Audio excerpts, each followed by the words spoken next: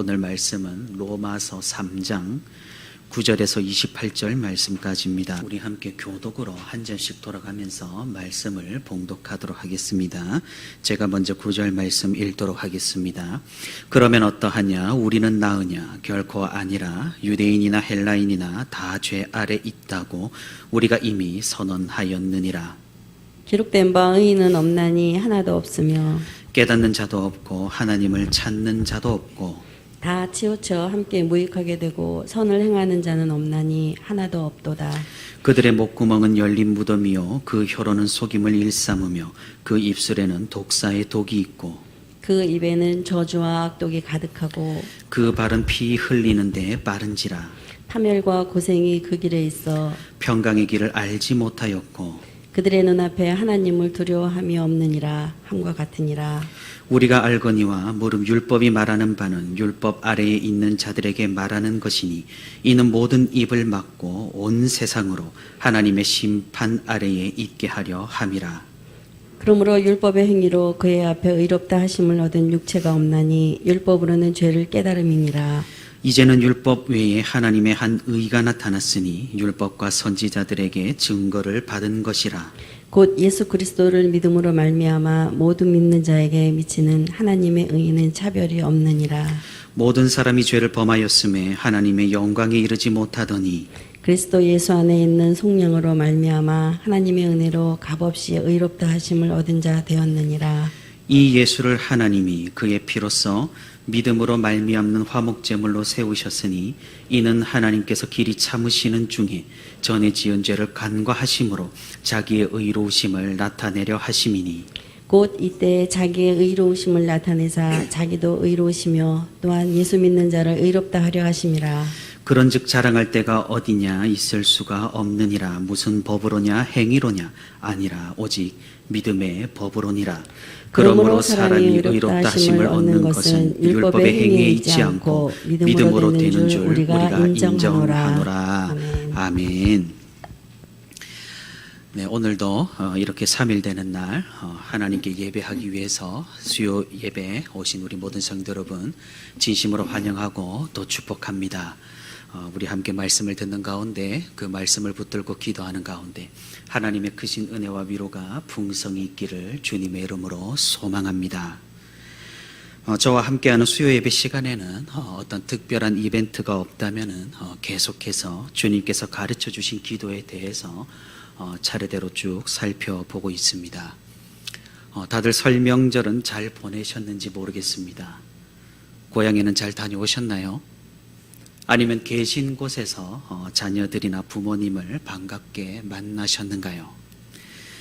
매년 똑같은 명절을 보내지만 가족이라는 존재는 만나면 늘 새로운 것 같습니다. 이번 설 명절에도 우리 가족들 함께 만나서 즐거운 시간을 보냈기를 바라며 또 위로의 시간도 함께 가졌기를 바랍니다. 저도 이번 명절 때 양가 부모님을 찾아뵙고 굉장히 좋은 시간을 보내고 왔습니다. 이번 명절은 팬데믹에서 조금은 벗어나서 모처럼 즐거운 명절이었던 것 같습니다. 하지만 또 반갑지 않은 손님이 또 찾아왔는 것은 하나의 흠이라고 할 수 있겠습니다. 가뜩이나 난방비가 올라서 걱정이 많은데 날씨가 매우 추워졌습니다. 어떻게 다들 추위에 잘 준비하고 또 대처하고 계시는지는 모르겠습니다.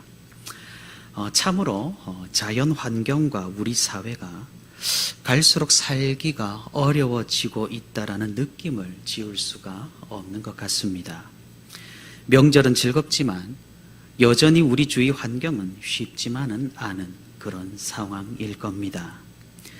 이럴 때일수록 우리는 더욱 말씀을 의지하며 주님을 바라보며 우리 담임 목사님께서 설교하신 바대로 상황과 환경을 초월하는 믿음으로 살아가야 할 줄로 믿습니다. 더욱이 하나님께서는 우리에게 절묘하고도 기막힌 은혜의 방편을 허락하셨습니다. 그것이 바로 오늘 주제인 기도입니다. 이 험난하고 험준한 세상을 살아가는 우리 신앙인이 가지고 있는 두 가지 무기가 바로 우리 여기 옆에 적혀 있는 글귀대로 바로 말씀과 기도입니다. 이 말씀과 기도는 떨어져 있는 것이 아닙니다. 우리가 말씀으로 하나님의 어떠하심을 알고 그 말씀을 의지하고 붙들어서 기도를 하는 것이기 때문입니다. 하나님께서는 자신을 의지하는 자에게 은혜를 부어 주십니다. 우리가 하나님을 의지한다라는 강력한 방증이 무엇이겠습니까? 바로 기도라는 겁니다. 기도의 시간을 투자하는 것, 또 기도로 하루를 시작하는 것, 또 기도로 하루를 마무리하는 것, 시간을 정해놓고 기도를 한다라는 것, 일마다 때마다 기도로 하나님께 아랜다는 것, 이건 모두가 하나님을 의지한다는 강력한 의지의 표현입니다. 반면에 자신을 의지하고 자신을 믿고 하나님은 필요 없다라고 생각하는 사람은 어떠할까요? 기도를 하지 않습니다. 기도의 시간을 투자할 바에야 다른 것을 하겠다라고 생각을 합니다. 이런 생각이 소극적이든 적극적이든 어찌 되었든 간에 기도를 하지 않는다라는 것은 하나님을 의지하지 않겠다라는 의지의 반영인 셈입니다. 그러니 무엇입니까? 제가 지난번에 말씀드린 대로 우리 그리스도인에게는 기도라는 것은 필수적인 과정이고 의무고 직분이고 직무입니다. 기도가 결여된 사람에게 신앙이란 없습니다. 그만큼 기도는 우리 주님께서도 굉장히 강조하신 내용이고 하나님께서도 매우 중요하게 여기시는 방편인 것입니다. 야곱의 인도로 애굽으로 건너간 이스라엘 백성들이 고센 땅에 정착하여 살아갈 때 그들에게 굉장히 큰 시련과 환란이 찾아왔습니다. 히브리인의 인구가 기하급수적으로 증가하자 애굽의 왕 파라오는 심히 걱정하여서 히브리인들을 핍박하기 시작했습니다. 이대로 가다라는 히브리인들에 의해서 체제가 전복될 수도 있다라는 그런 위협을 느꼈기 때문입니다. 그래서 어떻게 했습니까? 어린 남자아이들을 처참하게 죽이고 또 히브리인들을 번성하지 못하게끔 굉장히 큰 노역을 그들에게 지우게 됩니다. 하나님께서는 이런 상황에서 강력한 지도자 모세를 세워서 이스라엘 백성들을 출애굽시키십니다. 그런데 이 출애굽 이야기에서 하나님께서 이 이스라엘 백성들을 데리고 나왔던 그 동기가 무엇일까요? 하나님의 거대한 그 구원 계획일까요? 구원 역사일까요? 모세의 출현인가요? 아니면 애굽 왕 파라오의 범죄인가요? 그의 반역인가요? 물론 이 모든 것들은 이스라엘 백성들이 출애굽한 동기들 중 하나에 속하겠지만 성경에서 말하는 직접적인 동기는 따로 있습니다. 그것은 출애굽기 2장 23절에 등장하듯이 이스라엘 백성들의 부르짖음이 하나님께 들리고 상달되었기 때문입니다. 기도는 이토록 중요한 것입니다. 하나님께서는 들으시기를 원하십니다.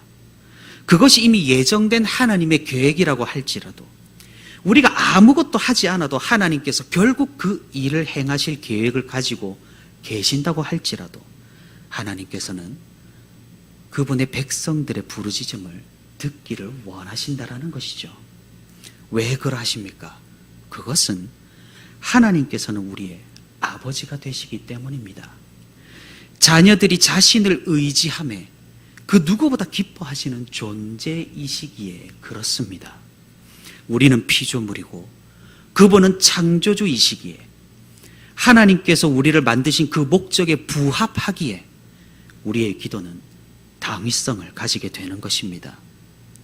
이것은 해도 되고 안 해도 상관없는 것이 아니라는 것이죠. 영원의 관점을 가지신 하나님께서는 사실은 아쉬울 것이 전혀 없으신 분이십니다. 그리고 더군다나 자녀된 우리, 피조물인 우리는 하나님의 뜻과 하나님이 원하시는 바를 기쁨으로 행할 수 있어야 한다라는 겁니다. 만약 우리가 그러하지 못하다면 그것은 하나님께 반역한 우리 자체가 다른 하나님이 되어버리는 것이니까 말입니다. 하나님은 자녀된 우리의 순종 가운데서 기도를 들으시기를 원하십니다. 기쁨으로 간절함으로 우리가 기도하는 것을 즐겨 들으십니다. 그리고 하나님께서는 그 전능하신 능력으로 이 온 세상을 창조하신 그 섭리로 우리를 도우십니다.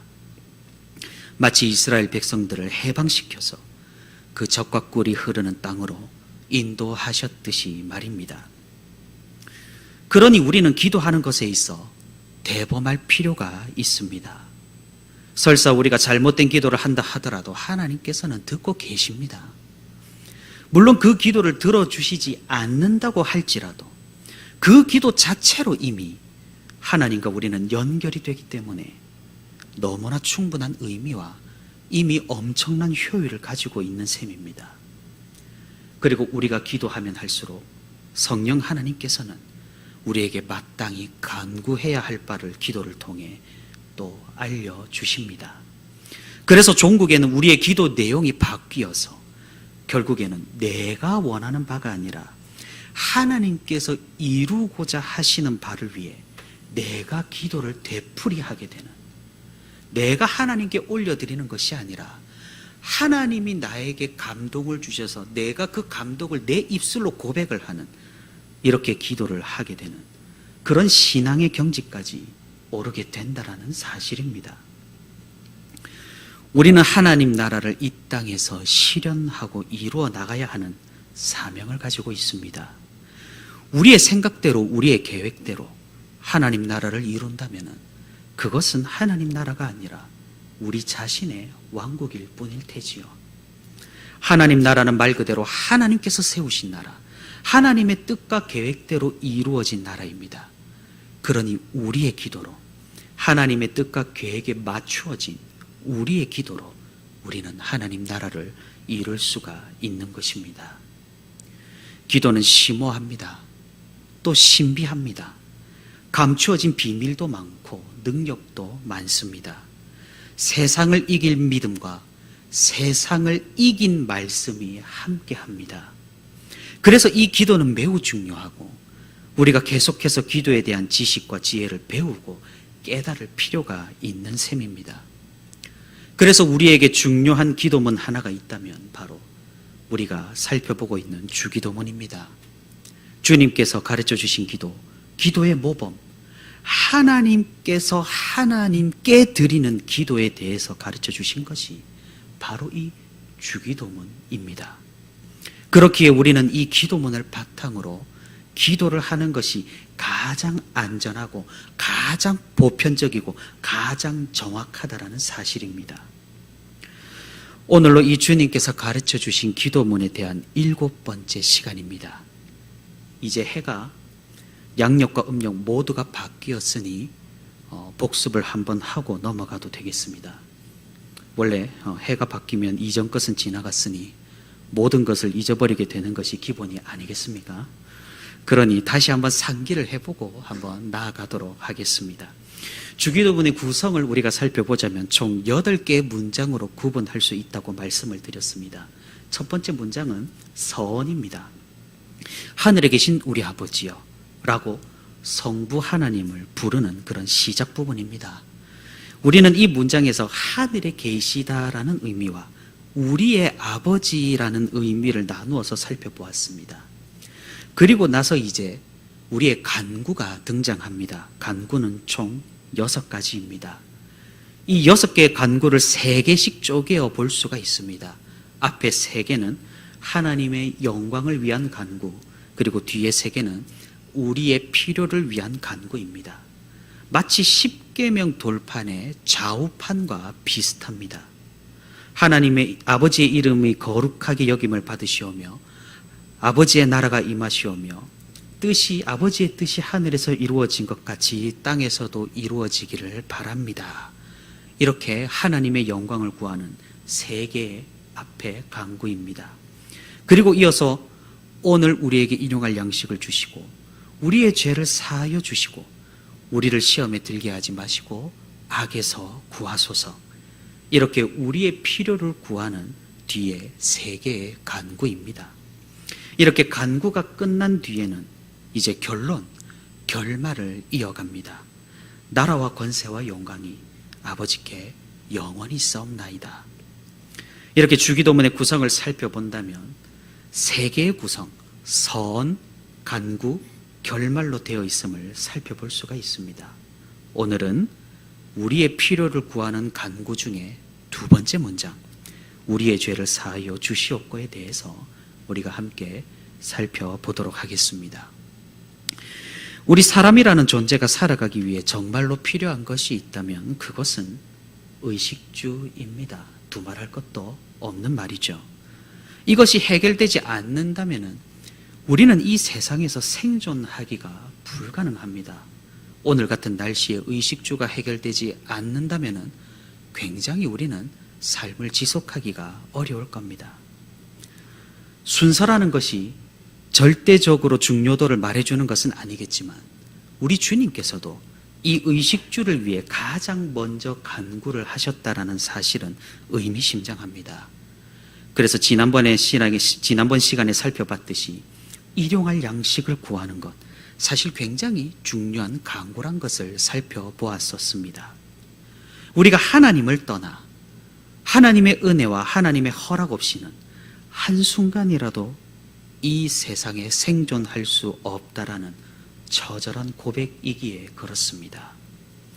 다들 잘 살아가는 것 같아 보이니까, 별로 간구할 필요가 없어 보이니까 우리는 쉽게 생각을 하지만 사실 우리 모두는 하나님의 자비와 하나님의 인내에 기대어서 살아가고 있다는 사실을 직시할 필요가 있는 겁니다. 우리에게 의식주는 이 생에서 그리고 현실에서 그리고 지금 세상에서 필요한 것이라고 생각을 해본다면 우리의 영혼에게도 굉장히 시급한 것이 있습니다. 사실 어떻게 보자면 의식주보다 더 시급한 것이지만 우리는 잘 느끼지 못하기에 그냥 방치해 놓고 있는 것인지도 모르겠습니다. 그것이 바로 무엇입니까? 그것은 바로 우리의 죄 문제입니다. 사실 솔직히 생각해 본다면 일용할 양식의 문제는 우리는 굉장히 시급하게 느껴집니다. 지금은 풍족하여서 부족한 것이 별로 없겠지만 만약 우리의 가산과 우리의 가진 것이 모두 탕진이 되어서 발등에 불이 떨어진다면 우리는 하나님 앞에 대성통곡하며 일용할 양식과 미래의 먹거리를 두고 부르짖기에 서스럼 없을 것입니다. 그런데 참으로 아이러니한 사실은 우리 영혼의 필요에 대해서는 우리가 이리도 무감각하고 무지하고 안전불감증을 가지고 있다라는 사실입니다. 사랑하는 성도 여러분, 한 끼 식사를 굶는 것과 하나님의 말씀을 하루 읽지 못한 것 중에 어느 것이 더 큰 문제이겠습니까? 모두들 속으로는 한 끼 식사이지요 라고 대답을 하시면서 여기가 교회이기 때문에 말씀을 잊지 못한 것입니다 라고 대답하고 있는 것은 아닐런지요.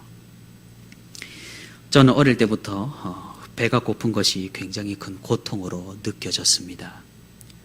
그래서 배가 고파지면 신경이 좀 예민해지고 짜증이 폴폴 나기 시작하고 성격이 조급해지는 그런 한계를 지니고 있습니다. 그런데 최근 한 사실이지만 배가 고픈 것이 별로 고통으로 느껴지지 않는 사람도 있다고 합니다. 제 아내가 그렇습니다. 무슨 밥을 먹어도 제가 보기에는 새 모이만큼 먹고 배부르다 하고 주스 한 잔을 마시고 배부르다고 합니다. 밥을 먹지 않겠다고 합니다. 대체 저는 이해가 되지 않는 그런 상황인 셈입니다. 그런데 이해가 안 되는 것은 아내도 마찬가지입니다. 배가 고파지니 신경이 예민해지는 이 남편이 이해가 되지 않는 겁니다. 이래서 참으로 다른 사람을 이해하는 것은 정말 쉽지가 않은 것 같습니다. 사람은 의례 자신과 다른 사람들이 비슷하고 거의 같다라고 생각하기 마련입니다.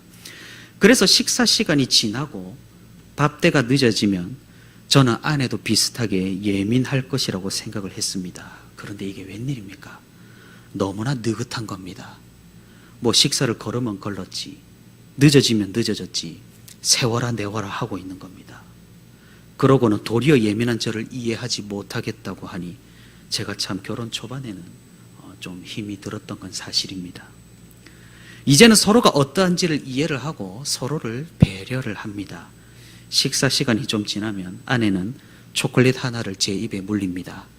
진정제를 놓아주는 것이죠. 그리고 이제 저도 조금은 참아낼 줄 아는 것 같습니다. 새 모이만큼 먹는 아내가 벌써 배고플 리가 없다라고 그렇게 생각을 하고 그 사실을 알기 때문입니다. 그런데 이런 이야기를 하다 보니 참으로 충격적인 소리를 들었습니다. 막내 동생이 저보고 그러는 겁니다. 배고프다고 짜증내면 그것은 죄악이다. 원래 그랬던 저에게 이 말은 굉장히 충격적이었지만 곰곰이 생각해 보니까 맞는 말입니다. 식욕의 지배를 당하고 주변을 불편하게 만들고 하나님의 영광을 가리면 말 그대로 하나님께 그리 좋은 평판을 얻지 못할 것 같으니까 말입니다. 그리고 더 중요한 문제가 여기 있습니다. 우리가 이렇게 의식주에는 민감한데 영적인 굶주림과 영적인 의식주 문제에는 별로 그리 민감하지 않고 둔감하다는 데 있습니다. 우리는 참으로 천하태평입니다. 영적인 문제에 대해서 말입니다. 언젠가는 해결되겠지라고 막연하게 생각합니다. 사태의 심각성을 인지하지 못하고 해결되기만을 바라고 있는 것처럼 보입니다. 만약 이것이 우리의 월급의 문제라나 아니면 우리 집 문제나 우리의 수익 문제였으면 완전히 이야기가 달라질 텐데 영적인 문제에는 정말로 둔감합니다. 왜 그렇습니까? 우리가 하나님의 사랑을 오해하기 때문에 그렇습니다. 우리가 지금 이 순간도 하나님의 그 자비로우심과 은혜로우심에 기대어 버티고 있다라는 사실을 잘 깨닫지 못하기에 그렇습니다. 하나님은 사랑이시니까 뭐 괜찮겠지라는 이런 막연한 생각이 교회를 지배하기에 그렇습니다. 죄악의 문제도 마찬가지입니다. 죄악을 범합니다. 그런데 우리는 회개하지 않고 하나님 앞이나 사람 앞이나 용서를 별로 구하지도 않습니다. 이게 원래 내 모습이고 이게 원래 난데 뭐가 문제야? 너가 고쳐야지. 하나님이 바꾸어 주셔야지. 이런 교만이 우리를 둘러싸고 있습니다. 그 죄악이 우리가 범한 그 죄악이 우리 삶에 미치는 그 악한 영향력, 그 죄악으로 인해 우리 영혼에 갈 타격과 상처와 흉터에는 우리는 전혀 아랑곳하지 않습니다. 우리가 이토록 육에는 민감하지만 영에는 둔감합니다. 하지만 무엇입니까? 정작 우리의 문제 가운데 가장 시급하고 가장 중요한 문제는 바로 영의 문제입니다. 사실 하나님께서 붙들어 주시고 있고 하나님의 자비가 계속 연체를 해 주시기에 망정이지 우리는 이 영의 문제를 쉽게 생각해서는 안 된다라는 사실입니다. 그렇기에 우리 주님께서는 우리에게 무엇을 기도하라고 오늘 말씀을 하시는가요? 바로 우리의 죄를 사하여 달라고 기도하라고 말씀을 하고 계십니다. 우리는 지금 빚을 지고 있는 셈입니다. 무슨 빚이 있습니까? 창조주이신 하나님 앞에 죄악으로 인해 벌을 받아야 하는 그 빚이 있습니다. 하지만 하나님께서는 그 심판을 즉시 시행하지 않으십니다. 우리를 자비로 이끄시고 우리에게 은혜를 베푸시고 우리를 인내하시기에 그렇습니다. 하나님께서는 계속해서 우리에게 기회를 허락하시는 것입니다. 언제까지입니까? 이 생에서의 우리 시간이 다 될 때까지 더 멀게 본다면 우리가 그때까지 살아있다면 예수 그리스도의 은혜가 마지막 날 궁극적으로 완성될 때까지입니다. 그 전까지는 우리는 계속해서 하나님의 자비에 빚을 지고 있는 셈입니다. 그렇기에 우리는 계속해서 하나님의 그 자비를 기도하고 우리의 죄악을 사하여 달라는 간구를 해야만 한다라는 것이죠. 우리의 죄악은 왜 그렇습니까? 우리의 죄악은 우리가 해결할 수 있는 문제가 아니기에 그렇습니다. 우리가 해결하려고 한다면 우리의 생명을 담보로 내어놓아야 합니다. 그러면 우리 존재는 소멸되고 지옥으로 향하게 될 뿐이겠죠. 우리가 이 죄악의 문제를 해결하면서 하나님과 함께할 방법이 없다라는 말입니다. 그렇기에 우리에게는 그리스도의 순종과 그리스도의 속죄를 의지할 수밖에 없는 셈입니다. 우리의 죄악의 문제를 해결하고도 우리가 하나님과 함께할 수 있는 유일한 방법, 그것은 하나님께서 알려주신, 그리고 하나님께서 이 땅에서 친히 행하신 그리스도의 의를 입는 것입니다. 이런 내용이 오늘 우리가 함께 읽은 로마서 본문에 아주 상세하게 기록이 되어 있습니다. 로마서는 우리에게 무엇이라고 말씀합니까? 먼저 의인은 정말로 단 한 명도 없다라고 단언합니다. 그리고 이 죄악 가득한 이 세상에서 하나님의 한 의가 나타났는데 그분이 바로 예수 그리스도시요, 우리는 그분을 믿고 그분을 의지하는 가운데 의로움을 입을 수 있다라고 말씀을 합니다. 로마서는 분명히 선포합니다. 이것은 어떤 공로나 어떤 행위로 가능한 것이 아니라고 말입니다. 무조건적인 하나님의 은혜로, 믿음의 법으로 가능하다라고 말씀합니다. 그러니 우리는 이 은혜가 계속해서 우리와 함께 있기를, 하나님의 자비하심이 우리를 떠나지 않기를 계속해서 간구하는 것입니다. 이것이 바로 우리의 죄를 사하여 달라는 이 간구의 핵심입니다. 그런데 주님께서 알려주신 간구를 가만히 살펴보면 무슨 조건문 같은 것이 붙어 있습니다. 우리가 우리에게 죄 지은 자를 사하여 준 것 같이라는 앞선 문장입니다. 이 문장은 어떤 의미를 가지고 있는 것일까요? 그것은 하나님의 사랑을 아는 자, 하나님께 은혜를 입은 자, 하나님의 자비를 깨달은 자는 어떠한 사람인지를 주님께서 알려주시는 것입니다. 그러니 이것은 조건문이 아니라는 것이죠. 우리의 형제 자매를 용서해야지만 하나님께서 우리를 용서해 주신다라는 그런 말씀이 아니라는 겁니다. 우리의 선행으로, 우리의 공로로, 우리의 사명 감당으로 구원을 이룰 수 있다라는 생각은 정말 파렴치한 생각입니다. 오늘 본문 로마서에서도 이런 생각들을 전적으로 부정합니다. 이것은 조건문이 아니라 어떤 자격을 알려주고 선행의 정도를 알려주는 것이 아니라 이것은 결과를 알려주는 문장이라고 이해하시면 되겠습니다. 무슨 말입니까? 하나님의 사랑을 깨달은 사람은 우리 가운데 죄 지은 자를 용서하는 용기가 생긴다라는 말입니다. 우리는 주님께서 알려주신 비유를 하나 기억해야 할 필요가 있습니다. 왕에게 1만 달란트를 탕감받은 사람이 자신에게 100데나리온 빚을 진 사람을 고소하고 받아내려고 하다가 결국 왕에게 심판을 받는다라는 바로 그 비유 말입니다. 우리 주님께서는 이 비유를 우리에게 계속 상기시키고 계신 것입니다. 우리는 이미 하나님의 용서를 받은 사람들입니다. 1만 달란트가 무엇입니까? 우리는 생명을 받은 사람들입니다. 돈으로 구할 수 없는 것을 받은 사람들입니다. 그런 사랑을 알고 그런 사랑을 받은 사람이 행할 것은 이미 정해져 있다라는 말이죠. 이것은 억지로 행하는 어떤 율법적인 조항이 아닙니다. 우리가 하나님의 사랑을 기억하며 기쁨으로 순종으로 다른 사람들을 용서할 수 있다라는 사랑의 선언인 셈입니다. 그러니 내 안에 믿음이 있다라는 증거, 하나님의 사랑이 함께 한다라는 증거가 무엇이겠습니까? 그것은 다른 사람을 용납하고 다른 사람을 사랑하고 용서할 수 있는 그 마음이 우리 마음 가운데 있느냐는 것입니다. 예수 그리스도께서 이 땅에서 행하신 그 위대한 사역에 발끝이라도 따라올 수 있느냐라는 바로 그것입니다. 종교개혁자 존 칼빈은 이 5번째 간구를 해설하면서 조금은 강경한 입장을 취하기를 마다하지 않습니다.